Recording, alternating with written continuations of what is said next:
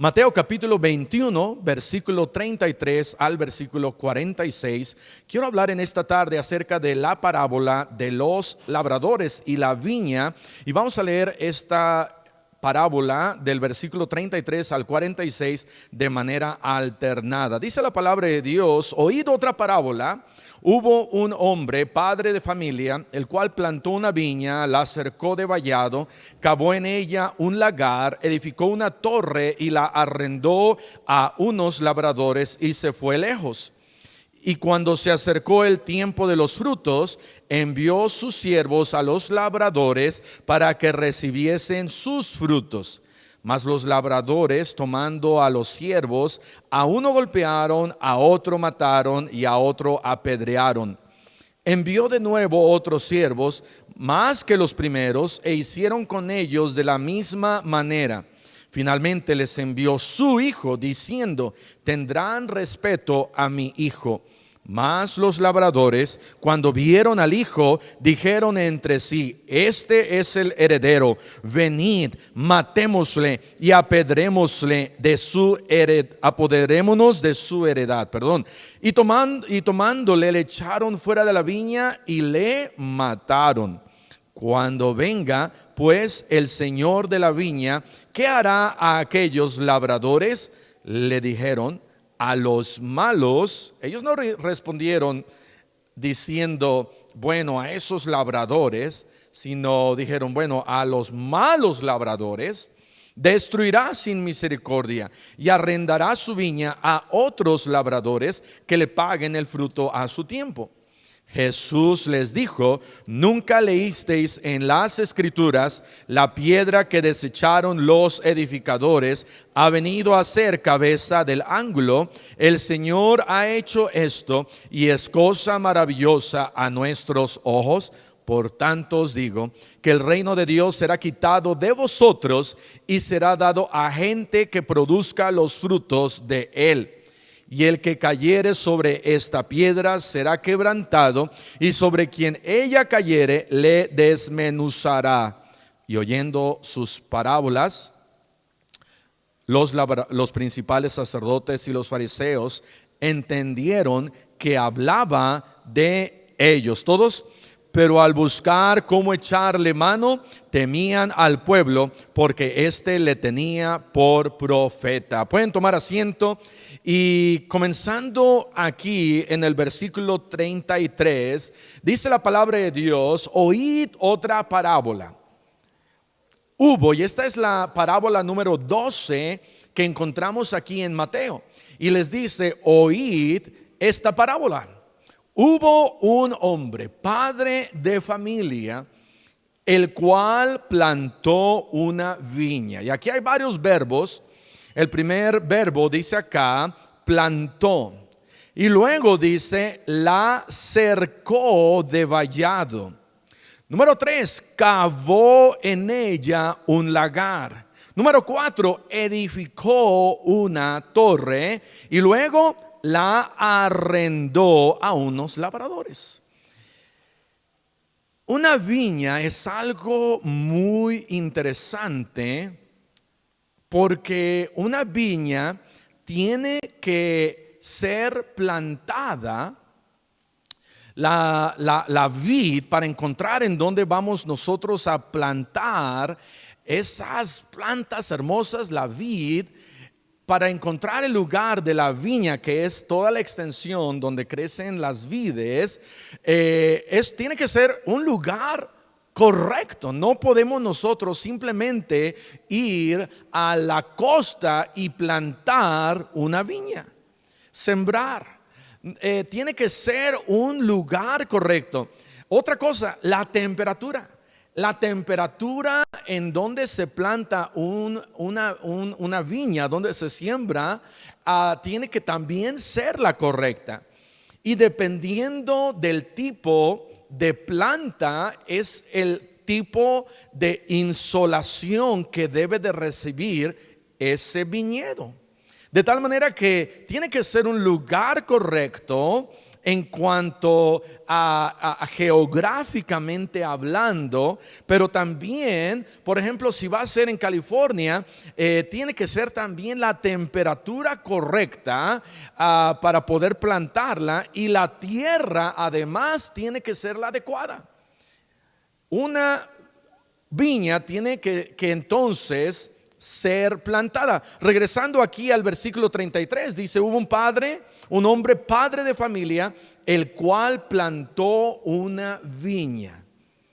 Número uno, una viña tiene que ser plantada, y sé que estamos hablando de una semilla, pero esa semilla tiene que ser plantada.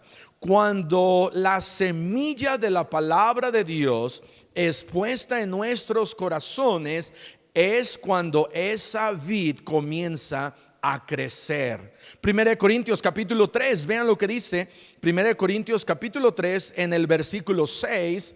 Pablo hablando, diciendo acá: yo planté, Apolos regó, pero el crecimiento lo ha dado Dios. La palabra de Dios tiene que ser llevada y plantada, y cuando esa palabra comienza, encuentra lugar en mi corazón, y mi corazón tiene que ser tierra buena. Gracias a Dios que fuiste tierra buena. Gracias a Dios que entendiste.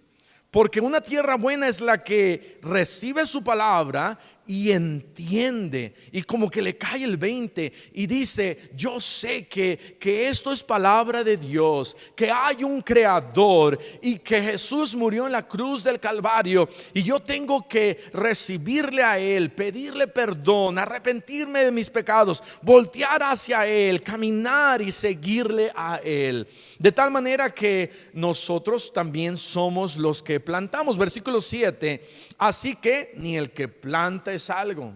Tú que pensabas: oh, yo soy un tremendo ganador de almas. Y sí, hay que darle gloria a Dios y gracias a Dios porque podemos ganar almas y hablarle a la gente de Cristo y testificarle. Pero Dios dice: mira, tú no eres algo, ni el que riega es algo, sino Dios, que es el que da el crecimiento.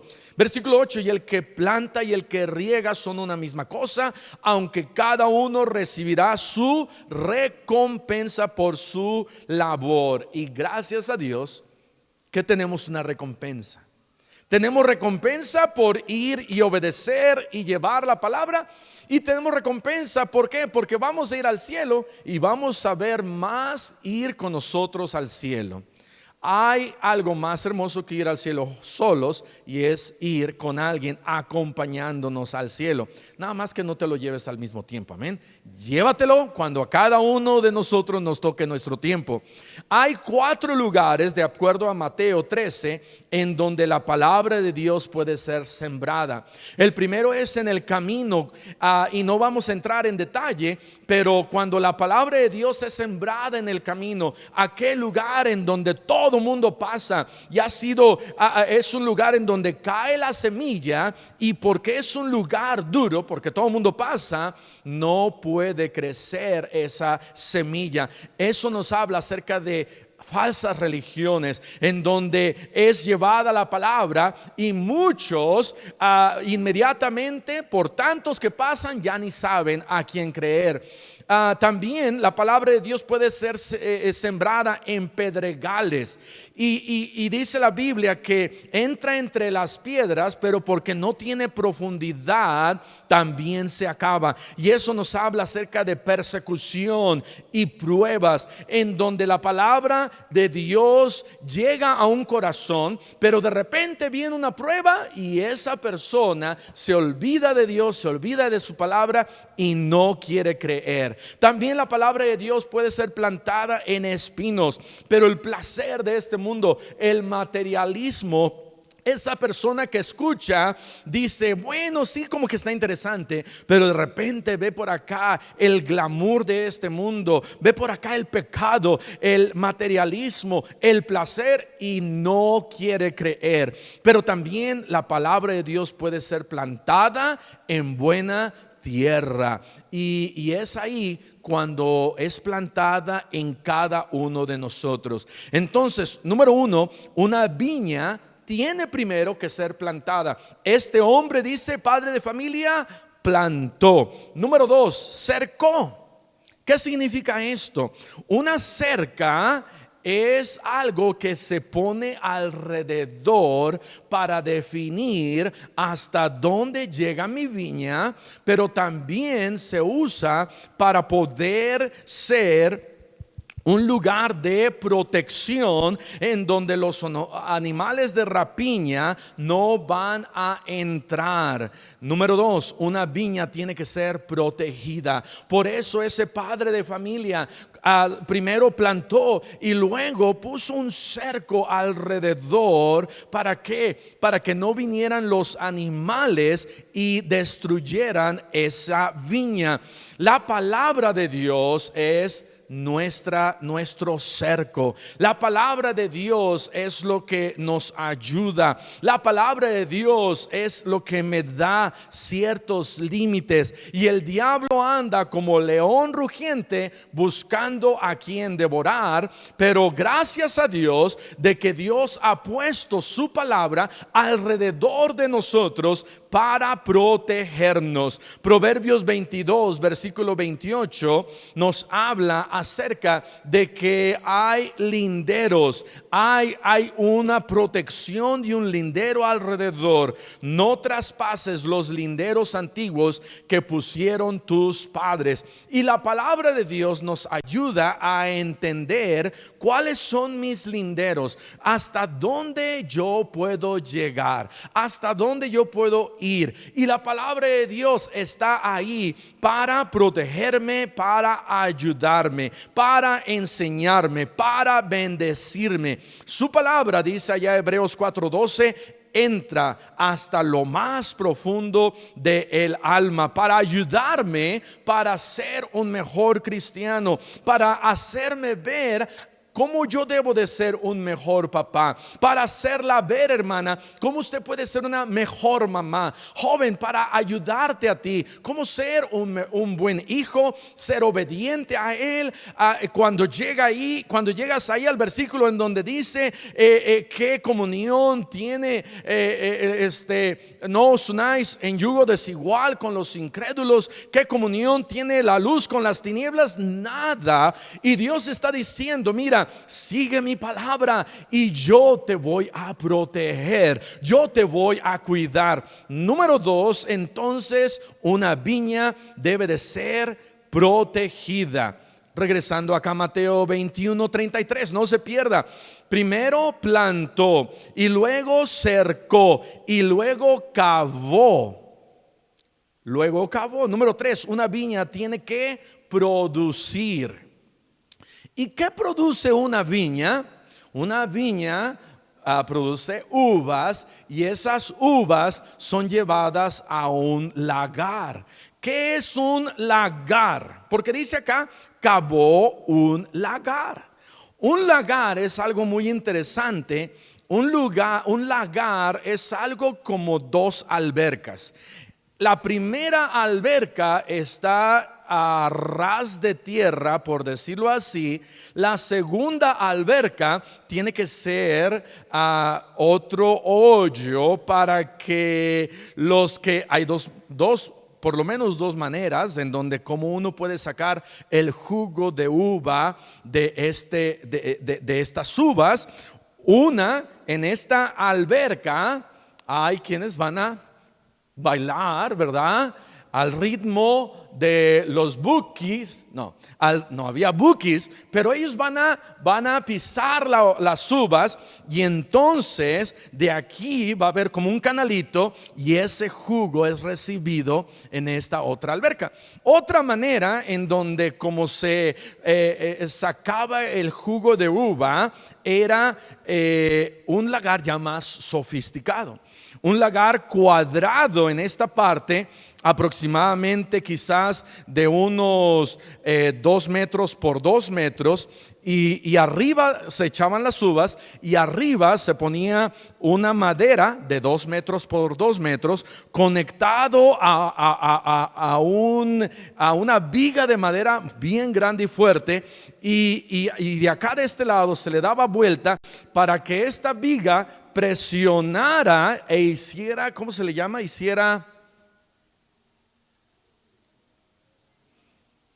El lado más corto está de este lado, el lado más largo está de este lado.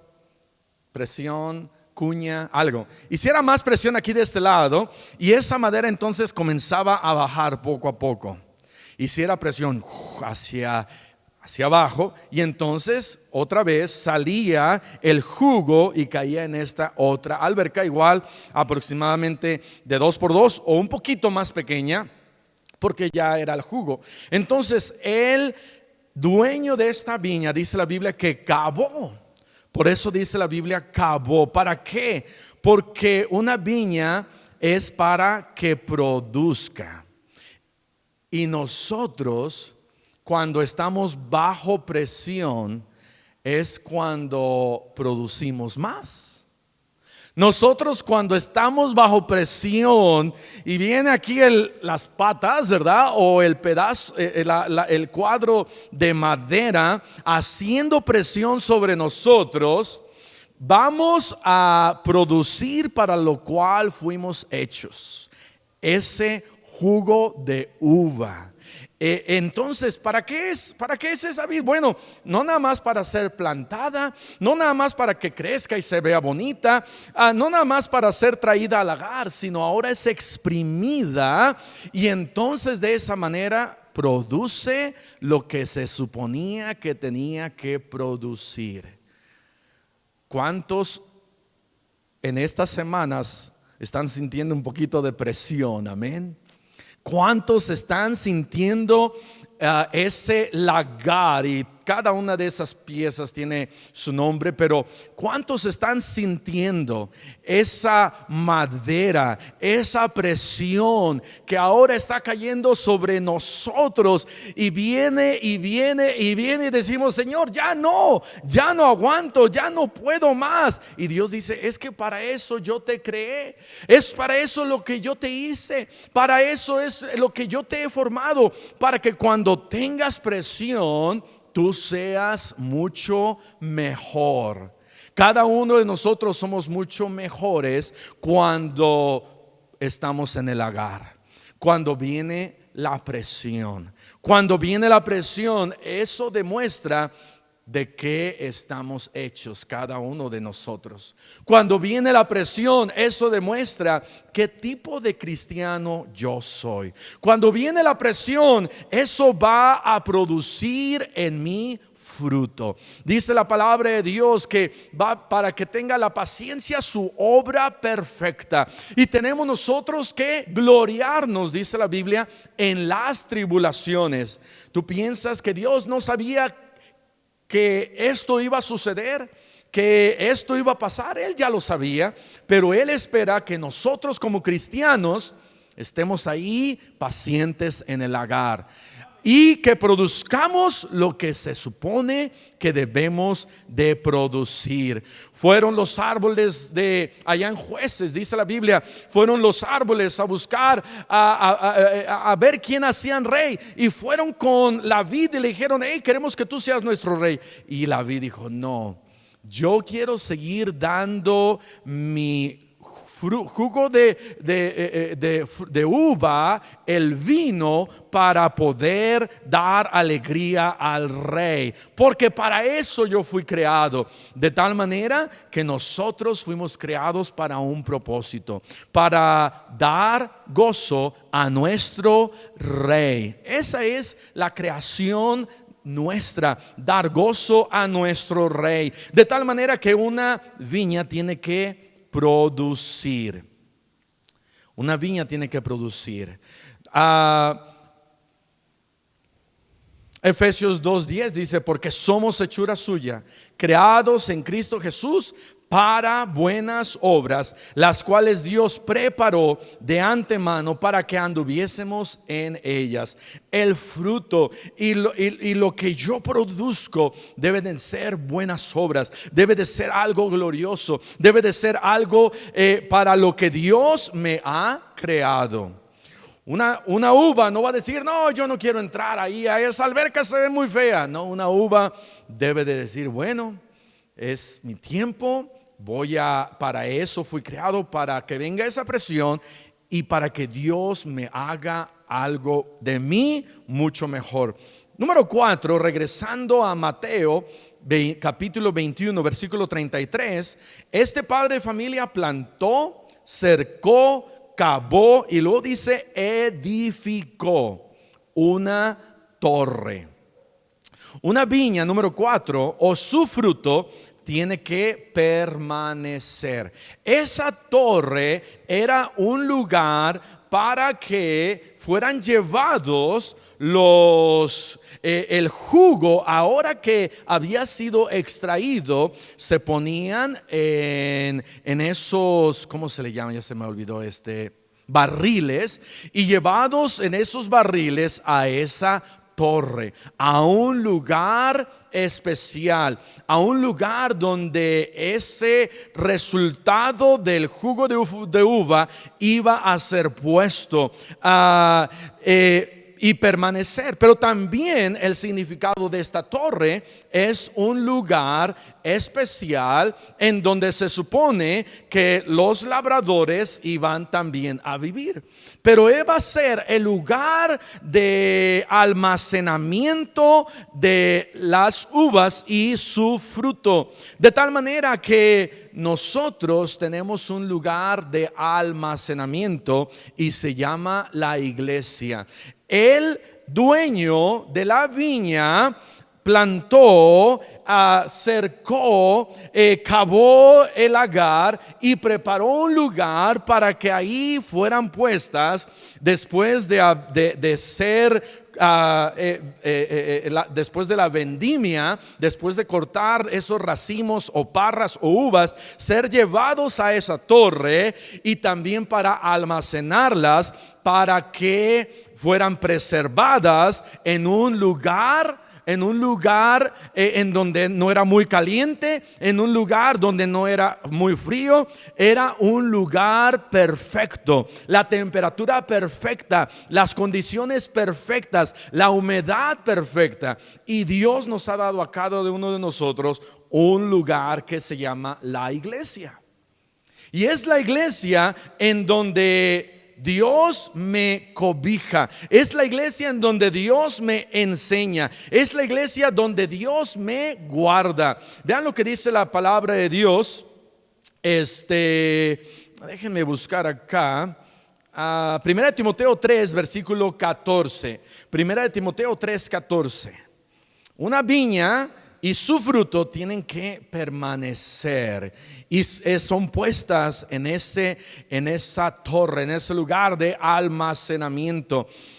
Dice 1 Timoteo 3:14, esto te escribo, aunque tengo la esperanza de ir pronto a verte. Timoteo le está hablando a él, para que si tardo sepas cómo debes conducirte en la casa de Dios, que es la iglesia del Dios viviente, columna y baluarte. Baluarte era un lugar fortificado, baluarte de la verdad. Un lugar. Y la vid, la planta en sí, no nada más es como un limón que se planta y se deja ya. Una vid es algo especial. Y voy a leer esto porque fue muy interesante para mí y se los quiero leer aparte, amén. La poda de la vid es una práctica realizada por el viticultor que consiste en reducir la parte vegetativa de la vid a fin de encauzar su crecimiento natural y de mejorar su rendimiento y la calidad de las uvas.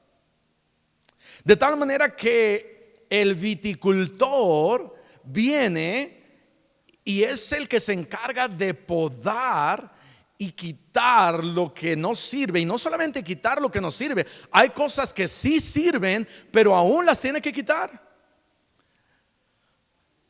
Y hay dos tipos de podas. La primera es la deformación. Esta poda, la deformación, es cuando la vid es joven y acaba de ser plantada. Las primeras podas en los primeros días y meses determinan la forma y el tipo de crecimiento de la planta. Wow. ¿Eso qué quiere decir? Que cuando alguien viene a Cristo y se le da un discipulado inmediatamente, eso va a definir la forma y el crecimiento de ese cristiano. De tal manera que esta poda de formación es muy importante. Continúo leyendo. Estos varían según el clima de la región y el tipo de cepa o variedad de la planta. Existen distintos tipos de podas de formación dependiendo del sistema de conducción elegido.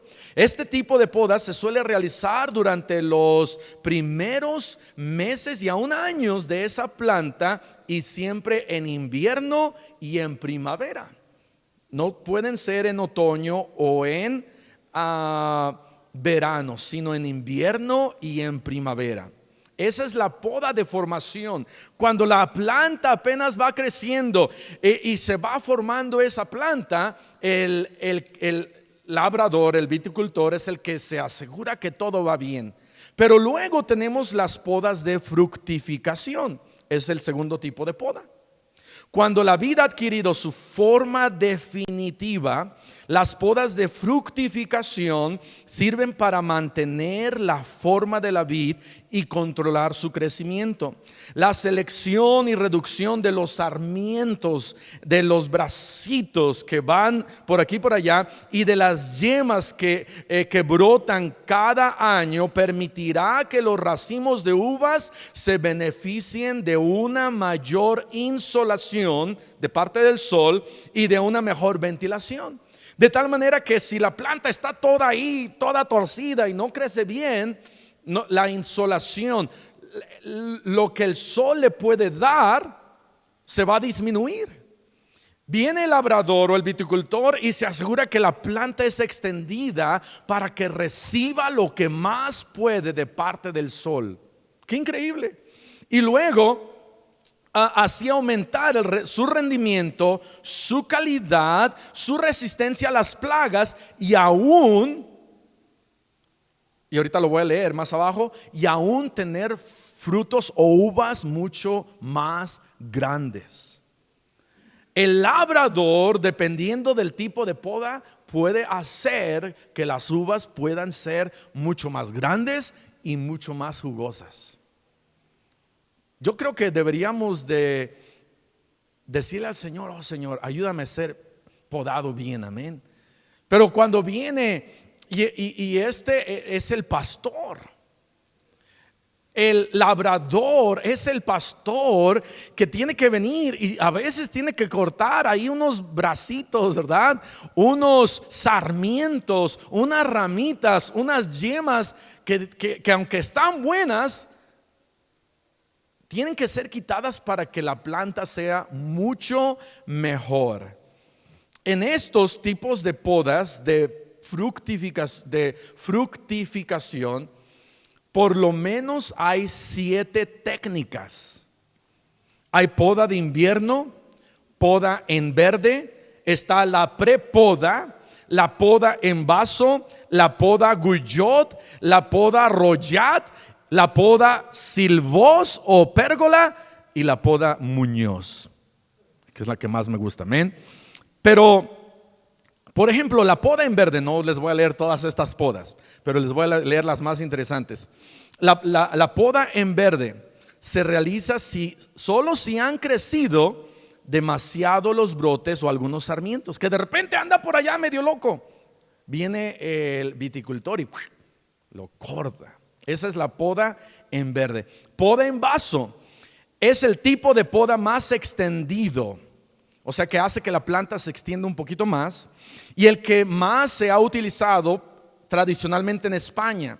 Se efectúan vides que no se cultivan en espalderas, sino que están a nivel del suelo o en una pequeña altura. No es algo muy alto, sino la altura ya es un poco menor, y el sistema de conducción propio de las tierras de secano.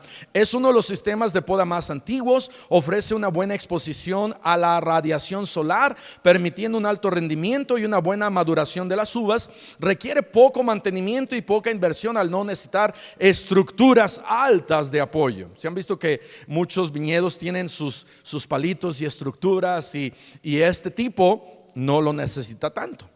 Poda en vaso. Otro, la poda Guyot.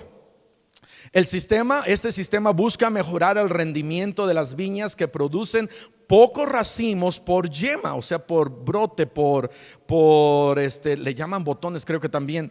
Produce racimos muy pequeños. Para ello se deja crecer el sarmiento largo, que irá dando lugar a brazos que se colocan sobre un empalizado, y de esta manera se puede lograr un buen racimo de uvas.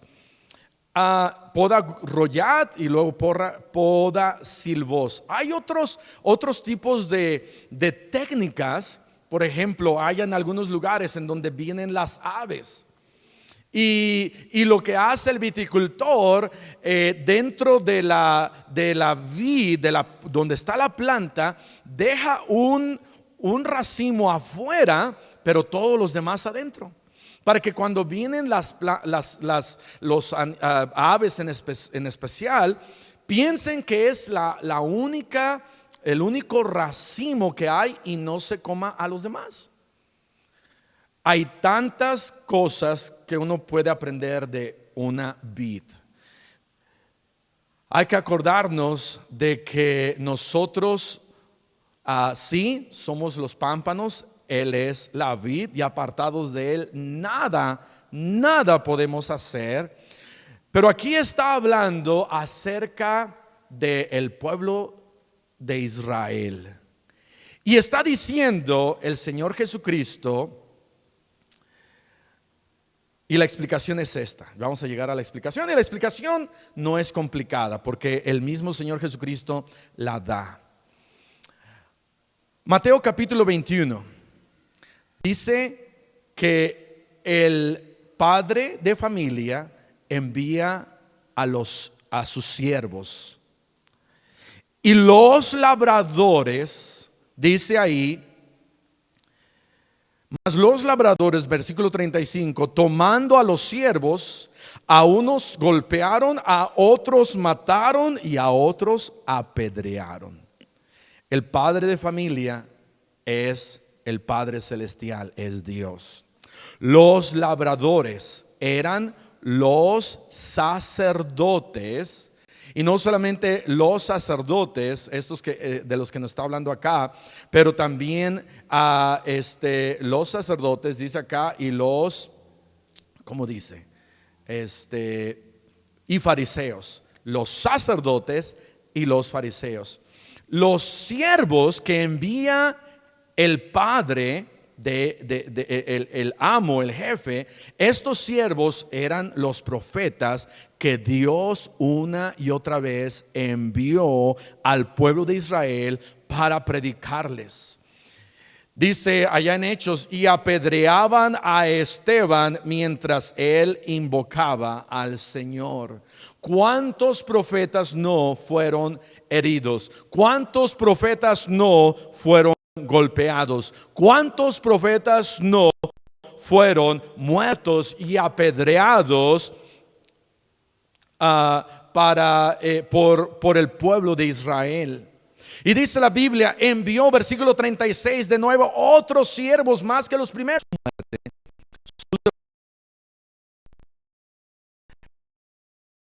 El padre de familia envió finalmente a su hijo, pensando que a él no le iban a hacer nada, no le iban a hacer daño. Y adivinen qué, lo mataron. Versículo 40. Cuando venga pues el Señor de la viña, ¿qué hará con aquellos labradores? Versículo 41, le dijeron: oh, pues nos va a destruir sin misericordia. No, no dijeron eso. Ellos entendieron exactamente que el Señor Jesucristo estaba hablando de ellos, y ellos dijeron: a los malos, nosotros no somos malos, pero a los malos va a destruir sin misericordia. Y dice: dice, ¿no leyeron allí en las escrituras? La piedra que desecharon los edificadores ha venido a ser cabeza del ángulo.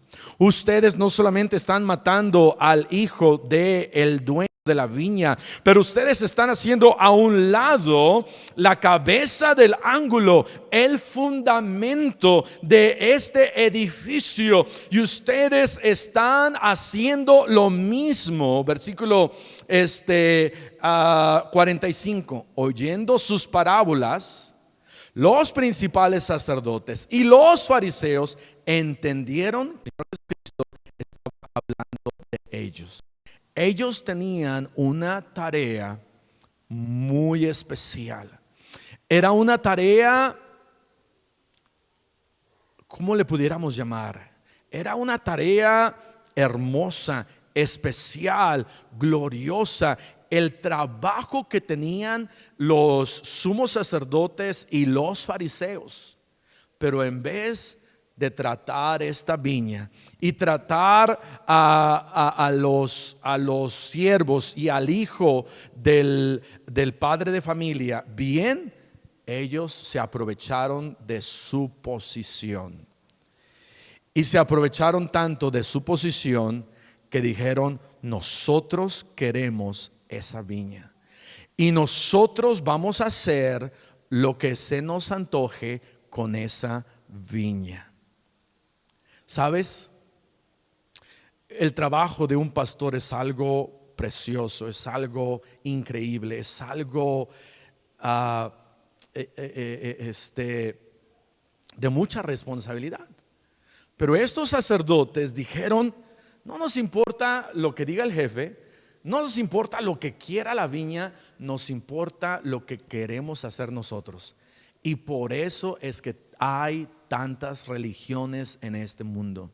Porque dijeron: a nosotros no nos importa Dios, no nos importa cómo crece aquí esto, queremos que sea nuestra, y nosotros vamos a hacer con la viña lo que nosotros querramos. Y eso era los fariseos. Esos eran los sumos sacerdotes. Querían hacer del pueblo de Israel y de las leyes de Dios a un lado.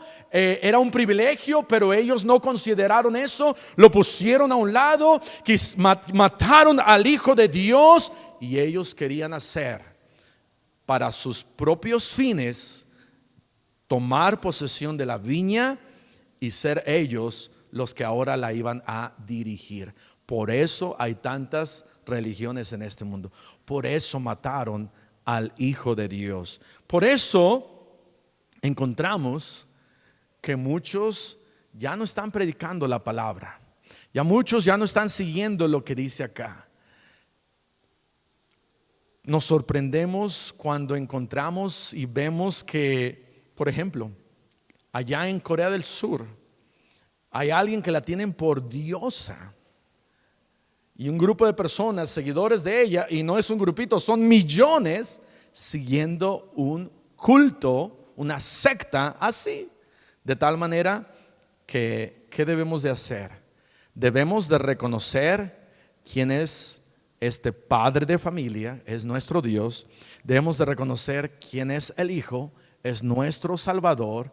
Debemos de reconocer quiénes somos nosotros. Somos esos racimos, parte de la viña. Jesús también siendo la vid, pero también el Hijo siendo el heredero. Debemos de reconocer, y debemos de reconocer el trabajo de el labrador, y decirle al Señor: Señor, no me gusta tanta la presión, pero si me tienes que exprimir para que produzca lo que debo de producir, Señor, yo quiero agradarte a ti. Tenemos que reconocer nuestra parte en esa viña. Vamos a cerrar nuestros ojos y vamos a orar. Padre, te damos gracias por tu palabra. Te damos gracias porque has puesto un cerco alrededor. Nos has dado una torre que es la iglesia. Nos has dado un labrador que es el pastor de la iglesia. Nos has hecho para producir fruto. Te pedimos que nos ayudes a llevar mucho fruto y que ese fruto pueda llegar a su fin, ser llevado a ese lagar y producir ese jugo de uva que trae alegría al Rey. Y lo más que nosotros queremos es traer alegría a ti, Señor.